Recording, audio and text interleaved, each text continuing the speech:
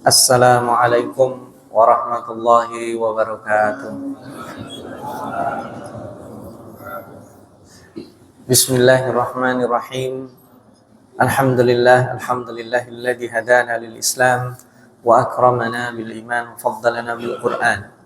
Allahumma shalli wa sallim wa barik ala sayyidina Muhammadin sallallahu alaihi wasallam wa ala alihi wa ashabihi kiram, amma ba'd. Salihin salihat para cinta Al-Quran, Bapak Ibu jamaah salat subuh rahimakumullah.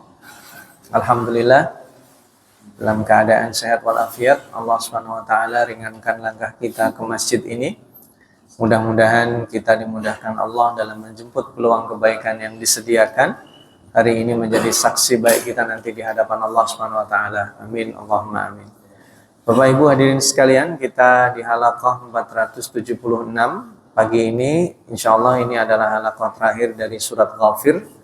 Kita akan akhiri membaca dan menadaburi surat Ghafir dan akan bergeser ke surat Fussilat insya Allah pada pertemuan berikutnya.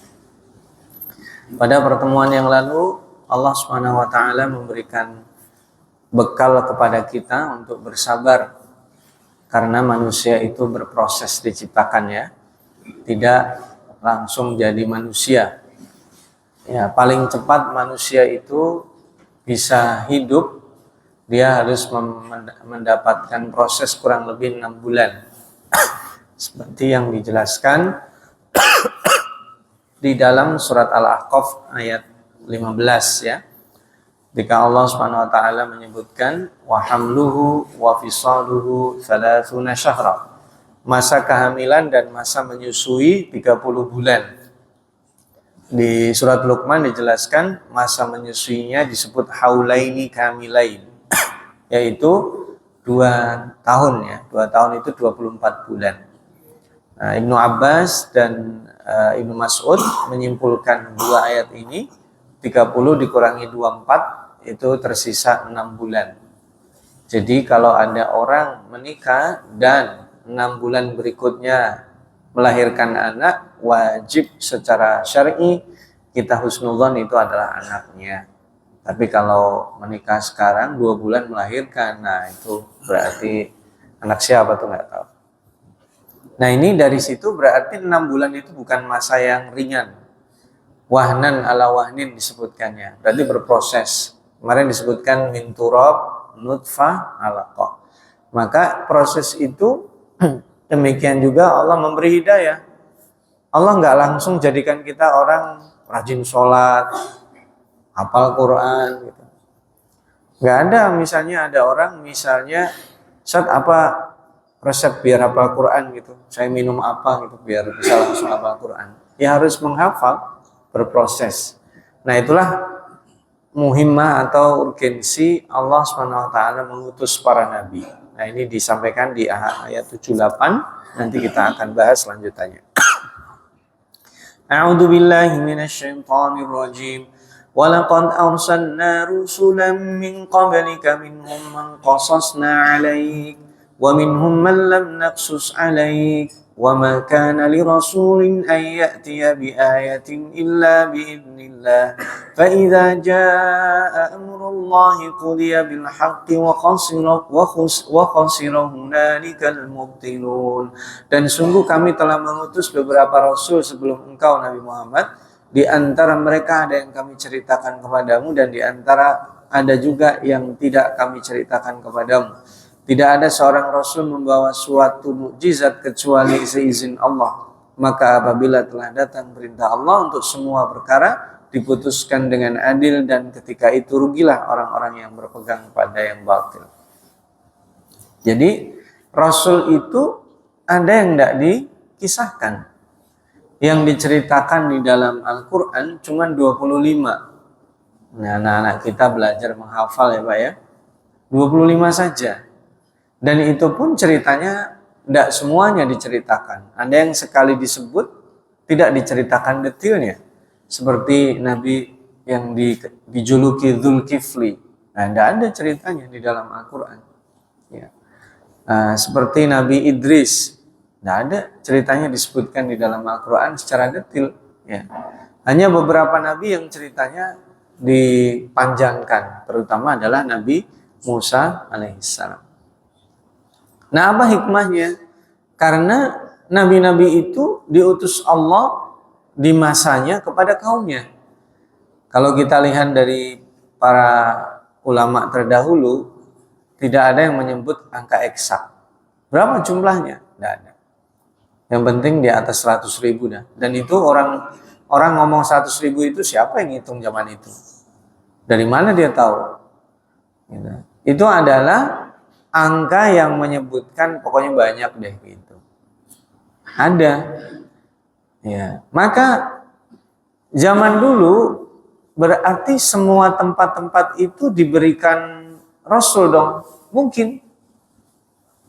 Ada nggak tempat yang nggak didatangi Rasul? Mungkin juga.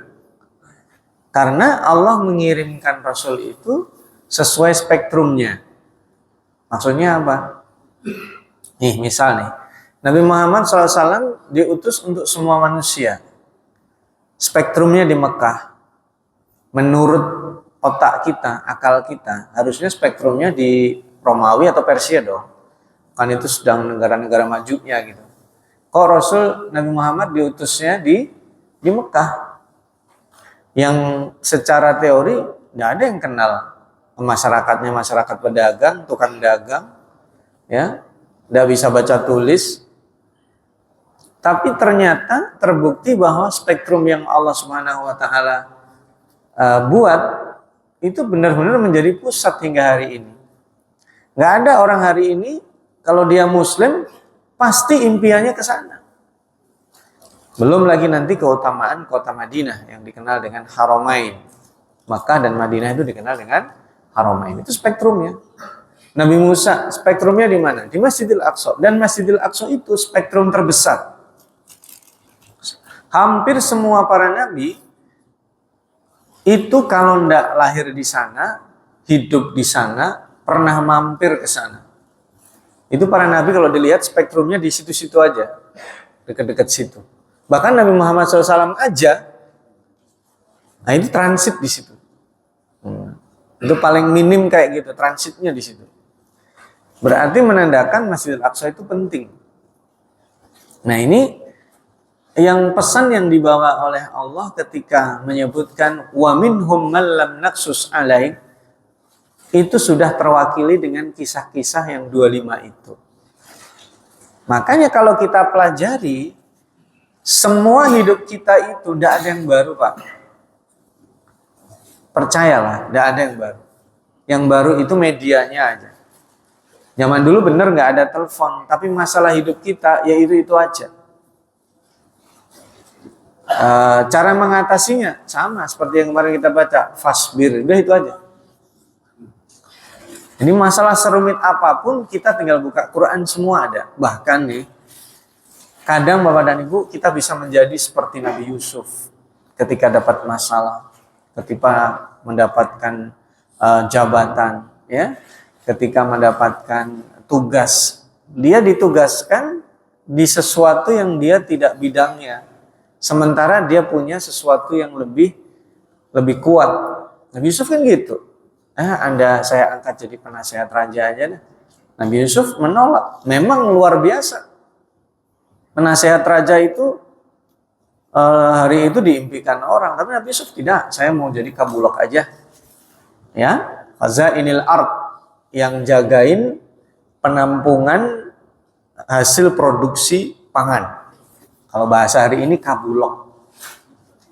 Coba bayangkan, dia diangkat jadi penasehat pimpinan tertinggi di Mesir, dia tolak.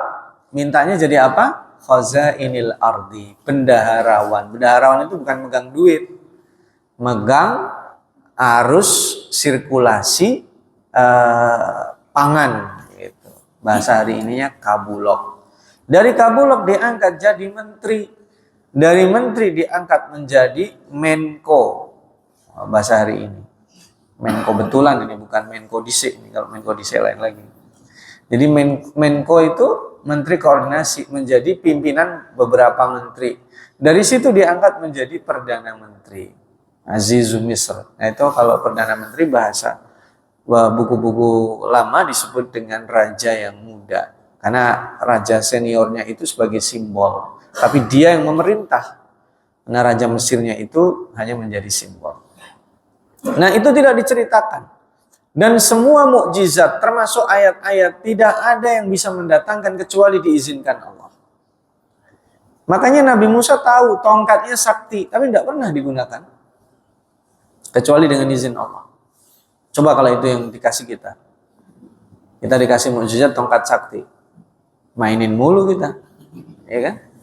Coba kita dikasih mukjizat kayak mukjizatnya Nabi Sulaiman. Ngedip mulu kita. Nabi Sulaiman kedip kan datang tuh singgasananya.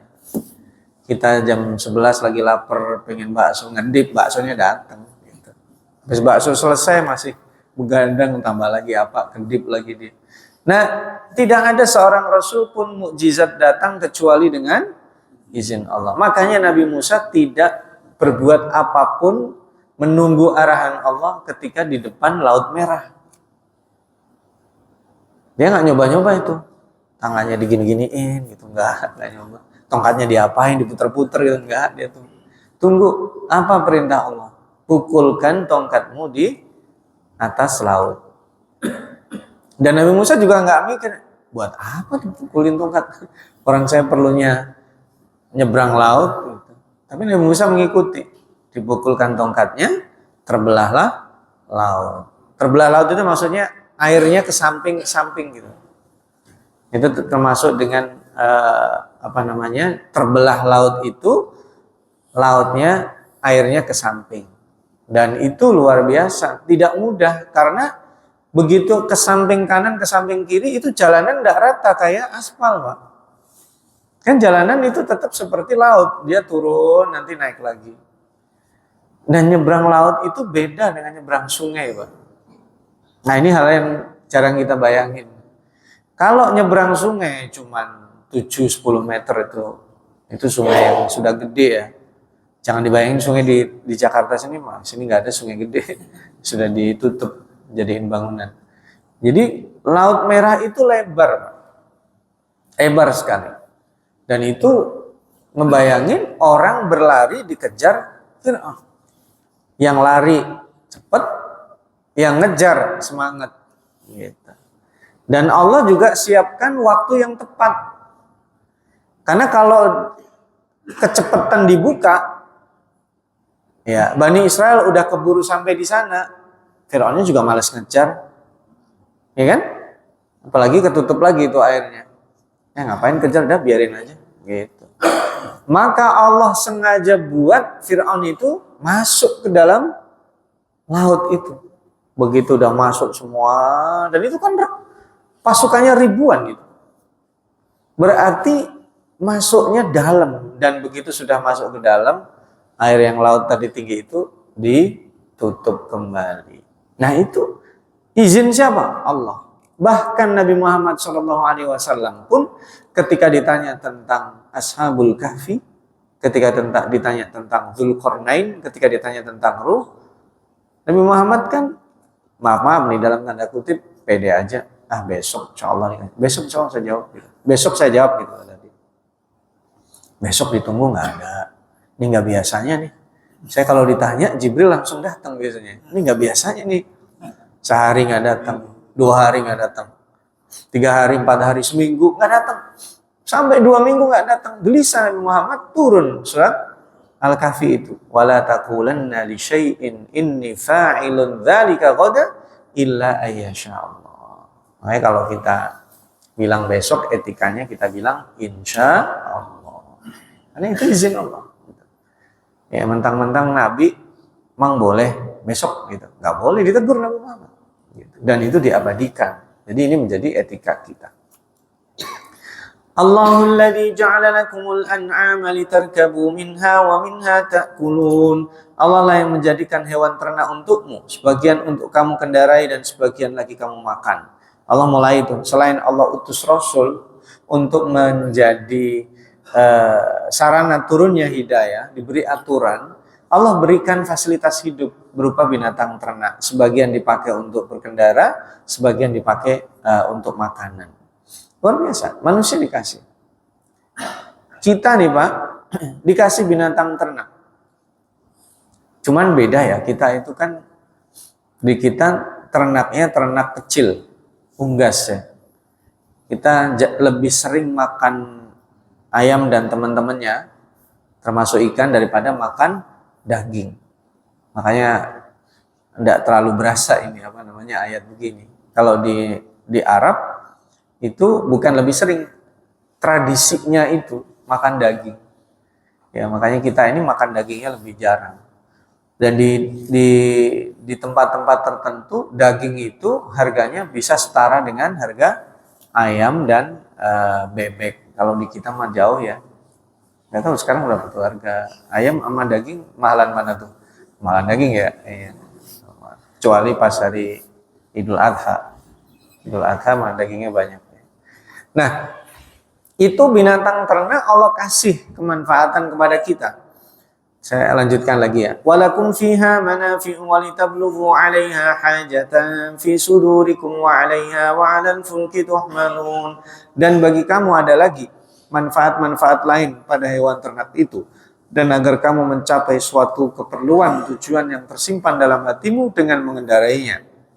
Dan dengan mengendarai binatang-binatang itu di atas kapal mereka diangkut. Nah, coba bayangkan, apa maknanya Allah setelah mengutus Nabi lalu memberi binatang ternak?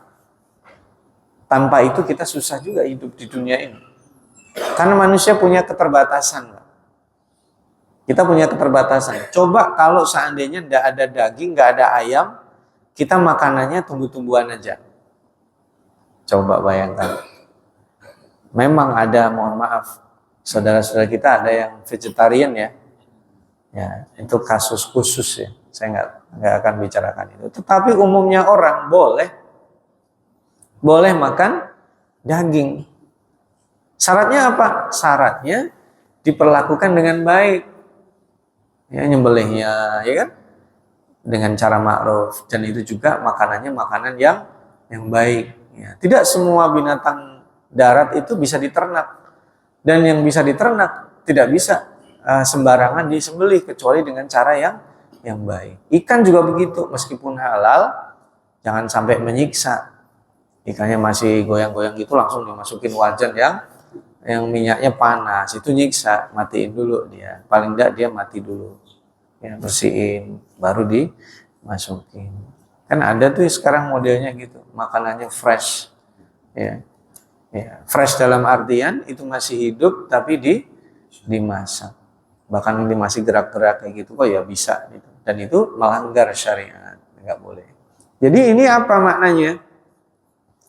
Manusia ini diberikan kesempatan beradaptasi dengan lingkungannya, termasuk ketika dia mendapatkan nikmat. Makanya mohon maaf nih, apa bedanya manusia dengan binatang-binatang dalam menikmati rizki Allah? Kalau binatang itu tidak ada kreatifnya. Mohon maaf nih, monyet dari zaman dulu sampai sekarang dikasih pisang langsung dimakan. Tapi kalau manusia, udah tergantung pisangnya, bisa digoreng, ya kan? Ntar tuaan dikit udah mau busuk, daripada dibuang nih, dibejek-bejek, dihalusin, jadi dia kue, ya kan? Dipotong tipis-tipis, jadi keripik, ya kan? Macam-macam. Manusia ini memiliki kreativitas. Makanya dari Al-An'am tadi, nah judulnya kambing aja macam-macam. Ada yang jadi sate, satenya pun macam-macam. Ini sate mana nih? Sate Madura atau sate Padang nih? Sate Aceh nih, itu baru satu jenis. Kadang gulenya pedas atau tidak. Jadi manusia diberikan kemampuan Allah, makanya disebutkan di sini walakum fiha manafi'. Manafi' ini macam-macam. Dan ditambah binatang-binatang ternak itu bahkan diangkutnya di atas kapal. Itu zaman dulu loh. Zaman dulu, Pak. Zaman orang-orang Arab tidak baca tulis. Kok mereka tahu nanti ada kambing yang bagus di sana, didatangin di sini. Berarti nikmat Allah luar biasa. Itu Australia, zaman dulu tidak ada onta. Onta datangnya dari Afghanistan. Dinaikin kapal, beranak pinak. Sekarang malah onta banyak sekali di Australia. Ya. Justru saya makan burger onta itu malah di Australia, bukan negara Arab. Negara Arab nggak ada yang jual burger onta, di Australia ada burger onta. Ya, bayangkan, belum pernah kan makan. Saya baru makan itu malah justru ketika di Australia. Ya. Di negara Arab nggak pernah ada burger onta. Burgernya dari Amerika, ontanya dari Arab. Makannya bukan di Amerika, bukan di Arab, tapi di Australia. Dari mana itu? Dari kapal-kapal yang diangkut. Ini kita nih, di kita ini juga mengimpor sapi-sapi. New Zealand, binatang ternaknya itu 2 kali lipat penduduknya. Kambing sama sapi di sana. Kalau di sensus sama penduduk sana, banyakkan kambing sama sapinya. Karena subur tanahnya. Mereka impor dari situ. Nah, kalau di Indonesia belum disurvei ya. Banyakkan masyarakatnya atau banyakkan binatang ternak. Tentu masyarakatnya yang banyak. Ya. Nah, ini manafi dan juga tadi litarkabu. Kemudian wa'alal fulki tuhmalun. Tuhmalun itu kalian diangkut juga bersama ternak-ternak itu. Karena zaman dulu sudah pernah itu. Ketika zaman banjir bandang. Ya, yang naik ke atas kapal Nabi Nuh itu siapa? Orang-orang yang beriman plus binatang-binatang ternak. Konon ya. Zaman itu banyak binatang yang punah. Gitu. Apaan aja? Bapak dan Ibu tanya Google aja, itu banyak sekali. Wa yurikum ayatihi fa ayya ayatillahi tunkirun. Dan dia memperlihatkan tanda-tanda kebesarannya kepadamu, lalu tanda-tanda kebesaran Allah yang mana yang kamu palingkan atau yang kamu ingkari. Jadi Allah di setiap itu punya tanda-tanda kekuasaan. Coba bayangkan nanti orang bereksperimen tuh. Kuda dikawinkan sama keledai. Jadilah tuh. Ada bereksperimen. Manusia bereksperimen. Apel dikawinkan lagi sama buah lain, jadilah lain. Boleh. Nah, dibolehkan itu. Kecuali dia ngasal, dipelajari dengan baik. Binatang halal dikawinkan dengan binatang halal. Supaya dinikmati, boleh misalnya. Nih kambing Jawa dikawinin sama kambing Selandia Baru nih, jadi yang mana nih, blasteran nih, boleh. Ada itu, bisa. Nah ini dengan berkembangnya teknologi, bahkan mohon maaf, ada berkembangnya teknologi itu disebut dengan daging sintesis, dan ada itu yang juga termasuk diharamkan. Karena sebagian daging itu diambil dari binatang yang masih hidup. Nah, bagian yang diambil dari binatang yang masih hidup itu tidak halal dimakan. Gitu. Misalnya ini ada, mohon maaf nih, sapi ya. Sapinya masih hidup nih. Dibius nih, kemudian diambil dagingnya. Ini lagi banyak, diambil dikit aja. Nah, maka bagian daging yang dari binatang masih hidup tidak halal untuk dimakan karena dia jatuhnya bukan daging yang halal. Harusnya kan dari binatang yang sudah mati. Kalau dia binatang darat disembelih dengan cara sesuai dengan syariat. Ikan juga begitu. Ikan ini tidak boleh diambil ketika masih hidup dagingnya, dan itu kan ada juga. Ikannya masih hidup, ya, diambil dagingnya, dimasak, ikannya dibalikin lagi. Nah, itu jadinya tidak halal, gitu ya. Nah, itu tanda-tanda kekuasaan Allah dikirim. Jenis makhluk hidup banyak sekali. Makhluk hidup yang kita tahu sedikit daripada yang tidak kita tahu. Contohnya di lautan. Lautan itu, Pak, 1% saja baru diketahui. Ini klaimnya para ilmuwan. Bahkan NASA itu yang paling maju mengeksplorasi luar angkasa, itu lebih suka ke luar angkasa daripada ke laut. Karena luar angkasa itu lebih mudah dijangkau daripada di laut. Laut itu lebih mengerikan. Dan laut itu lebih banyak dari daratan. Ya. Hampir 2/3 wilayah bumi itu adalah laut. Jadi yang kita huni nih, manusia ada nih, itu kurang dari setengah, Pak. Nah, makhluk hidup yang ada di laut macam-macam. Itu tanda-tanda kekuasaan Allah kirim. Kenapa? Karena yang paling dalam pun ada makhluk hidup. Kawah yang menyala-nyala itu ada makhluk hidup di situ. Ya. Bahkan kalau kita lihat di udara ini banyak makhluk hidupnya. Yang dikenal dengan jasad renik, jasad yang tidak bisa dilihat, Pak. Sekarang mikroskop itu sudah kecil sekali. Sudah bisa melihat binatang yang terkecil. Bahkan dengan teknologi nano. Itu waktu zaman putra kami ada sakit gitu ya. Itu dengan teknologi nano itu bisa diperkecil-kecil banget. Kalau zaman dulu kan lihat mikroskop biasa, ini ada yang lebih kecil lagi. Jadi yang tidak ada itu bisa diperiksa. Diambil darahnya, diperiksa lagi, paling kecil. Mungkin kalau orang lihat, ente ngelihat apaan? Ya karena kita nggak ngelihat. Kalau biasanya kan ada, ditaruh di situ kan, ada yang dilihat. Nah, ini saking kecilnya dan saking canggihnya alat itu, dia kelihatan nggak ngelihat apa-apa. Gitu. Ya, tapi kita jangan niru ya. Lihat apaan tuh? Yang lihat makhluk yang kecil yang nggak ngelihat kasat mata, harus pakai alat. Gitu. Nah ini luar biasa, Allah memberikan ayat-ayat kekuasaannya, nah, tetapi diingkari. Makanya kita disuruh oleh Allah untuk jalan. Afalam yasiru fil ardi fayanzuru kaifa kana aqibatul ladzina min qablihim kanu aktsara minhum wa ashadda quwwatan wa atharan fil ardi fama aghna anhum ma kanu yaksibun. Maka apakah mereka tidak mengadakan perjalanan di bumi lalu mereka memperhatikan bagaimana kesudahan orang-orang sebelum mereka? Mereka itu lebih banyak, lebih hebat kekuatannya serta lebih banyak peninggalan-peninggalan di bumi. Maka apa yang mereka usahakan itu tidak dapat menolong mereka. Orang yang sombong, orang yang ingkar adalah orang yang kurang piknik.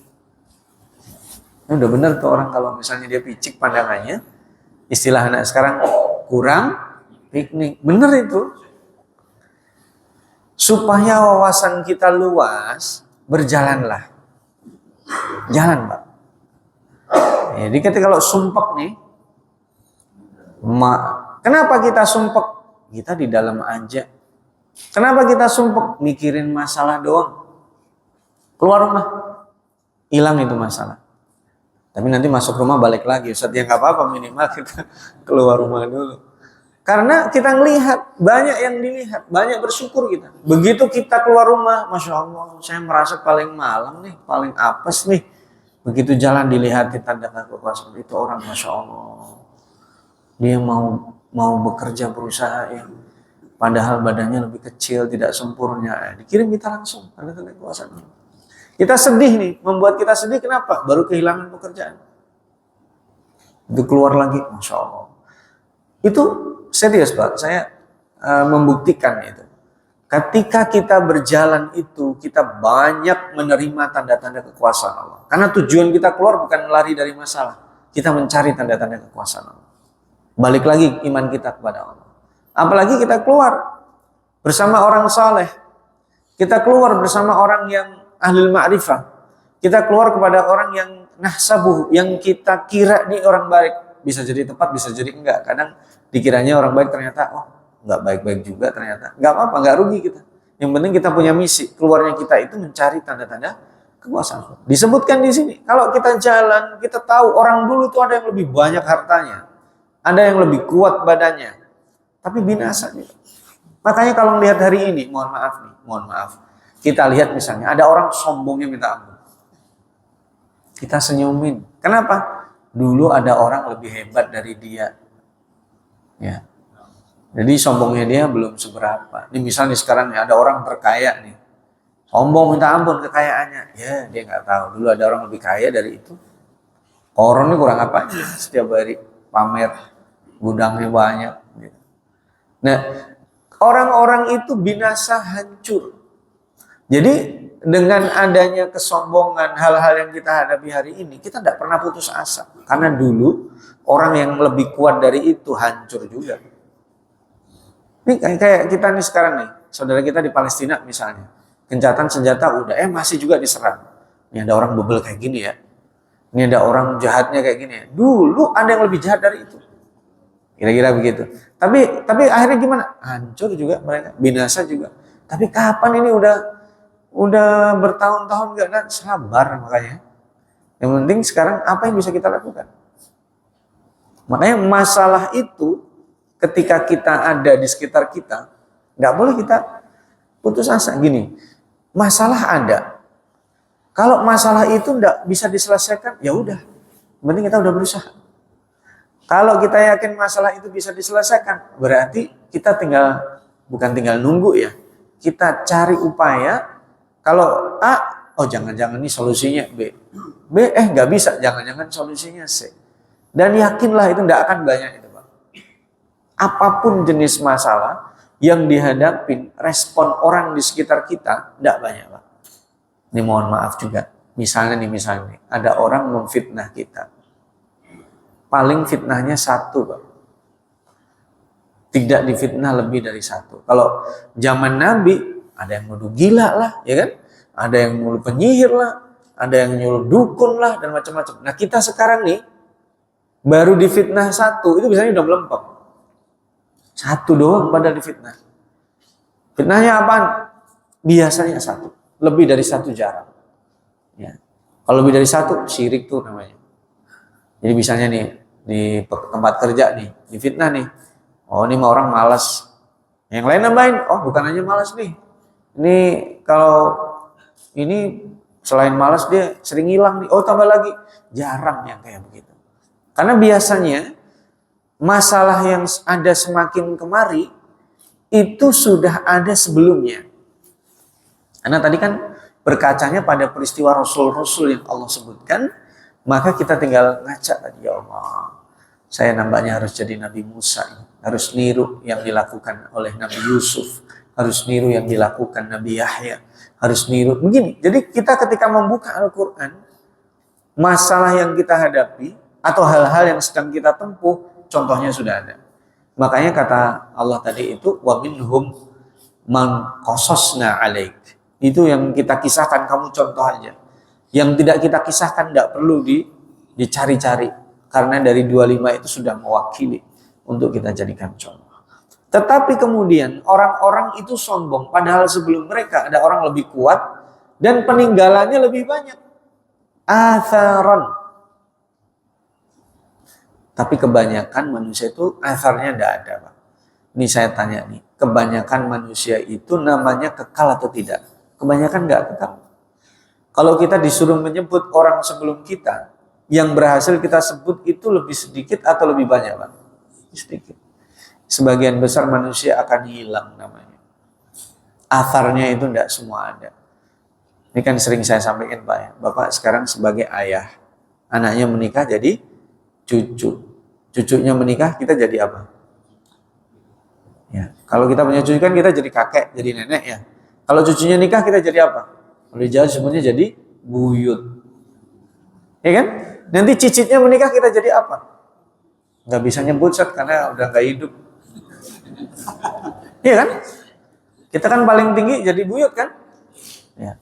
Dulu zaman waktu saya menikah, di hari saya menikah itu,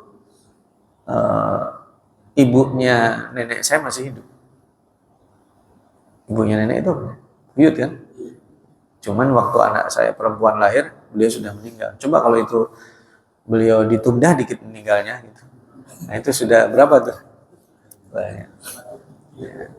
Tapi itu paling banter, Pak. Coba sekarang kalau kita ditanya, suruh ngingat, kakeknya namanya Fulan, ayahnya namanya Fulan, ayahnya kakek. Sekarang kakeknya kakek.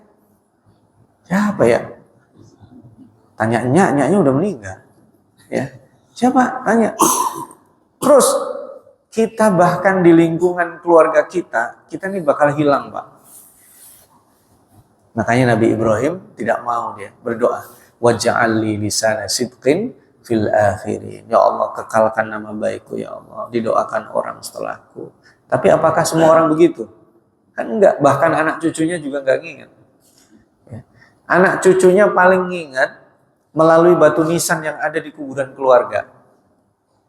Kita kalau datang kepada keluarga, coba masing-masing kita nih ke kuburan keluarga, di situ yang paling tua statusnya jadi apa? Kita ke kuburan keluarga nih, yang paling tua di situ statusnya sebagai apa? Masih belum jauh, Pak. Nggak ada itu meninggal tahun 1400 itu nggak ada, Pak. Coba sekarang kita pergi ke pemakaman kita masing-masing, yang keluarga mau yang umum. Kalau yang umum saya kira enggak ya. Yang punya pemakaman keluarga, coba pergi cari batu nisan kalau ada. Kalau nggak ada, cari di situ kuburan keluarga yang paling tua tuh tahun berapa meninggalnya. Ada yang di bawah 1945? Tahu kemana itu belum ada kan. Jadi menandakan apa? Manusia asarnya itu kebanyakan nggak ada. Nah yang ada saja itu juga mereka akan menyerah. Kenapa menyerah? Sehebat-hebatnya mereka yang berujung di situ jasadnya. Ya, kecuali Fir'aun. Ya, di antara jasad yang diselamatkan Allah adalah jasadnya Fir'aun. Kalau ditanya Fir'aun kuburannya di mana? Kuburannya ada, yang nggak ada orangnya. Kemana orangnya? Dipindah-pindah, Pak. Masya Allah. Kenapa? Karena jadi tontonan. Fir'aun itu dulu pernah tinggal di pusat museum di pusat kota Kairo. Sekarang digeser ke kota namanya Giza. Giza itu pinggiran Kairo. Pernah juga dipinjam ke Perancis. Ya, ditonton orang tuh. Pernah di mana? Dipinjam lagi, itu mayat, Pak. Masih hidup. Asarnya ada. Punya peradaban besar. Lebih kuat dari penguasa paling zalim hari ini. Saya nggak mau sebut siapa penguasa paling zalim ini di dunia, kalah sama Fir'aun. Fir'aun itu Masya Allah kejamnya luar biasa. Tapi berujungnya apa? Ya mati di situ. Matinya gimana? Kelep matinya. Masya Allah kan nggak berwibawa banget tuh. Penguasa hebat matinya kelep. Itu kan nggak enak diceritakan. Itu cara Allah menghinakan. Nggak ada matinya di medan perang dalam keadaan gagah perkasa. Nggak ada. Dalam cerita selalu akan disebut Fir'aun matinya kelep. Tenggelam. Itu hina sekali. Itu coba bayangkan orang seperti itu. Makanya dilanjutkan ya. Falamma ja'adhum rusuluhum bil bayyinati farihu bima indahum minal ilmi wa haqa bihim ma kanu bihi yastahzi'un. Maka ketika para rasul datang kepada mereka dengan membawa bukti-bukti yang nyata, mereka merasa senang dengan ilmu yang ada pada mereka dan mereka dikepung oleh azab yang dahulu mereka perolok-olokkannya. Jadi orang itu merasa hebat. Bahkan kayak hari ini, mohon maaf yang terjadi kan. Negara A merasa hebat, diserang tuh negara yang dianggap lemah. Paling 2 minggu kelar, kagak kelar tuh Pak. Ya, itu saudara kita terjajah, diserang sama itu. Ya paling kelar sebentar, seminggu, 2 minggu, sebulan, 2 tahun kagak kelar Pak. Korbannya udah sebanyak itu, masih ada yang lawan. Ya, jadi kita nggak tahu. Makanya orang-orang sombong zaman dulu ada, zaman sekarang ada. Nggak usah heran kita. Jadi Pak, kalau kita ngeliat orang sombong, santai aja Pak. Nah, zaman dulu udah ada orang sombong. Ente bukan orang sombong pertama. Kalau ada orang nyakitin kita nih, dengan sombongnya, dengan angkuhnya, dengan zalimnya, tenang aja. Ente bukan yang pertama. Dulu sudah tahu sayanya ada orang sombong kayak gitu. Sama, kalau ada orang baik, kita juga begitu. Zaman dulu juga ada orang baik. Jadi kita ini terhibur hidup itu. Tidak tertekan. Ya, ada orang menghina kita. Ya, zaman dulu juga ada orang dihina. Santai aja. Gitu. Nggak rugi kita. Allah yang memuliakan, Allah yang menghinakan. Gitu kira-kira.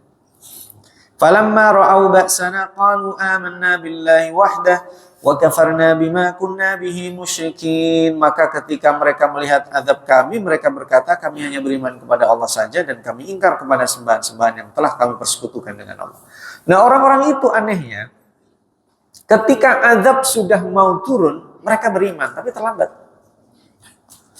Orang udah nyawa sampai tenggorokan itu tidak bisa tobat. Nanti kalau matahari udah terbit dari barat, tidak bermanfaat taubatnya. Umumnya orang begitu Pak. Hari ini orang itu memperbaikinya rata-rata terlambat. Tapi istilah terlambat ini mohon maaf jangan digunakan untuk sesuatu yang masih bisa dilakukan. Ada orang bilang, "Maaf Pak Ustadz, Saya baru ke masjid ini ketika usia saya udah 65, masih bagus. Datang ke masjid sebagai jamaah. Ya, datang nanti kalau jadi jenazah. Datang ke masjid masih berada di belakang imam, masih bagus. Coba kalau datang ke masjid di depan imam. Coba Bapak mau milih mana? Ke masjid berada di belakang imam atau di depan imam? Beda Pak. Oh saya mau ke masjid tapi kalau bisa di depan imam. Horor itu. Satu-satunya orang yang boleh di depan imam siapa? Jenazah. Makanya Masya Allah, orang kalau sudah nyawa sampai ke kerongkongan tidak bisa balik. Tidak semua memang, tapi ada orang-orang tertentu yang sakratul mautnya kita kadang bisa tahu. Ya, baik yang jelek maupun yang baik, kadang kita bisa tahu. Tapi tidak selalu, karena ada juga orang meninggal dalam keadaan tidur, dalam keadaan yang kita tidak tahu. Falam yaku yanfa'uhum imanuhum lamma ra'au ba'sana sunnatullahi allati qad khalat bi ibadihi wa khasira hunalikal kafirun. Jadi ayat terakhir ya. Maka iman mereka ketika mereka telah melihat azab tidak berguna lagi. Ya, itulah ketentuan Allah yang telah berlaku terhadap hamba-hambanya dan ketika itu rugilah orang-orang kafir. Jadi sebagai penutup Pak, surat Ghafir ini, Masya Allah ya, itu nama yang paling populer. Surat ini namanya surat apa? Ghafir. Tapi nama lainnya surat Al-Mu'min. Nanti ada surat lain namanya Al-Mu'minun. Kenapa ini namanya Ghafir dan Al-Mu'min? Bahwa ternyata hidup ini selalu ada kesempatan berubah. Jadi seburuk apapun, sekufur apapun, semusyrik, sezalim apapun, dikasih peluang sebelum azab Allah datang. Itu pesan penting. Ini dua ayat terakhir nih, ini intisari yang disampaikan Allah. Nanti kalau orang udah melihat azab di akhirat, selesai. Tidak ada perbaikan. Di dunia, kita nih disindir sama Allah berkali-kali. Kesandung, mikir dong. Saya kesandung nih ada apa? Makanya Imam Nawawi itu melihat ada masalah kalau melihat tikus-tikus di rumahnya mulai bertingkah. Misalnya, maksiat apa ya? Gitu. Kita kadang dikasih sakit ringan. Oh ini ada sesuatu nih. Agak berat dikit. Berat banget. Ini berarti penyuci. Makanya kalau kita sakit, kita sabar, itu menyucikan dosa-dosa. Kayak gitu ya, ketika jenguk tohur, maka disuciin dosanya. Bukan karena ente banyak dosa, makanya sakit, yang sabar. Bukan begitu, nggak boleh caranya. Ini tohur, menyucikan dosa-dosanya. Jadi kalau kita melihat dan bertaubat sebelum ajal datang, itu Allah punya sifat namanya apa tadi? Ghafir. Nah, maka nanti di surat Fussilat itu Allah akan detilkan lagi ayat-ayatnya. Dan ini juga dimulai dengan huruf muqatta'ah yang tidak diketahui maknanya. Insya Allah nanti kita akan sambung. Message penting dari surat Ghafir adalah bertaubatlah. Allah menerima taubat sebelum datangnya azab, sebelum datangnya malaikat maut. Mudah-mudahan Allah jadikan kita orang-orang yang senantiasa mendekat dan bertaubat kepada Allah. Allah beri kesempatan kita selalu memperbaiki apa yang telah kita lakukan dan kita mendapatkan kenikmatan, mendapatkan hidayah dari Allah Subhanahu wa taala. Mari kita tutup dengan doa penutup majelis kita. Subhanakallahumma wa bihamdika asyhadu an la ilaha illa anta astaghfiruka wa atubu ilaik. Wassalamualaikum warahmatullahi wabarakatuh.